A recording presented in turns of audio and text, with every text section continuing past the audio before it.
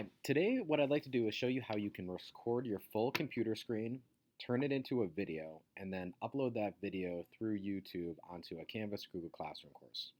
What I think is great about this is if I have to give a presentation or instructions to my student, I can show them my screen, I can walk them through the PowerPoint, I can model the answers they're going to do on the Google Doc, and then that video can become a resource for them or a piece of instruction.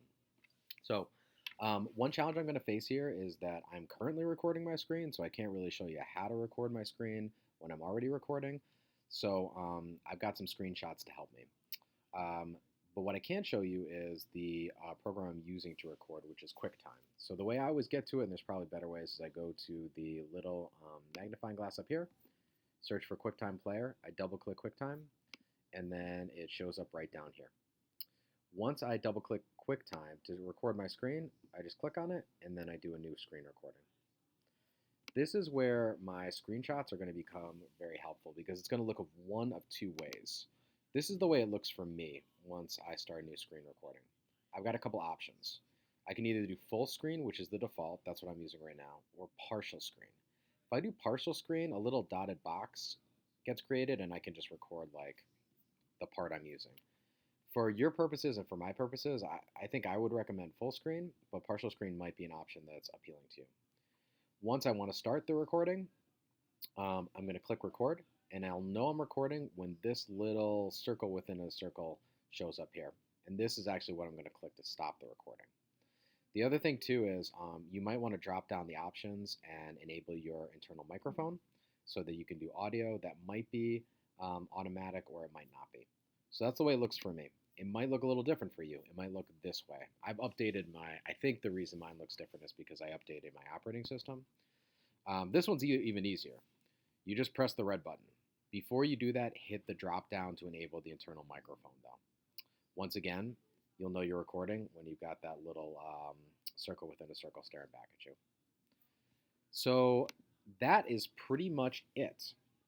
The next thing that you would have to do is upload your video to YouTube.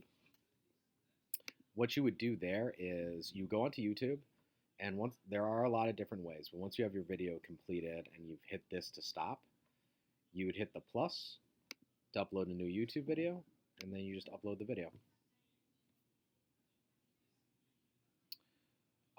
You can select file. It's going to be saved on your desktop. And let's see if I've got a video I can do. Yep, right here. So I'm going to open this video. And there's a couple of steps it'll take me through. Description, I never bother with this. Thumbnail, I never bother with this.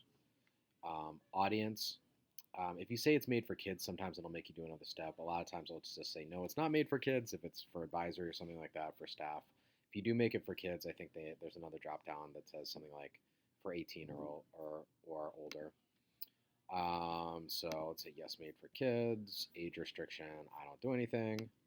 Advanced. Next. I always, always, always make it public.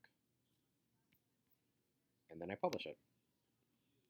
You can see it's processing down here, 95% processing, so it might take a little while.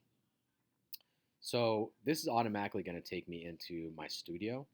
But to get there, all I would go is up to my little name thing here. And then I would go to here, which now says YouTube. But if I wasn't already in my studio, it would say studio. And then I click on that, and this is the screen I come to. So you can see all the videos I've created. You can see they're all public. That's really, really important. And then if I click into them, I've got the little three dots. I can go options, and I can get a shareable link. The link's copied to my clipboard, and this is how I would post it onto Canvas. So here's my AP class. And maybe I create a new assignment that I call video. I could do this with a page too. And there's my new assignment. And when I want to edit it, there's a place where I can post YouTube videos. And then I just paste the link in.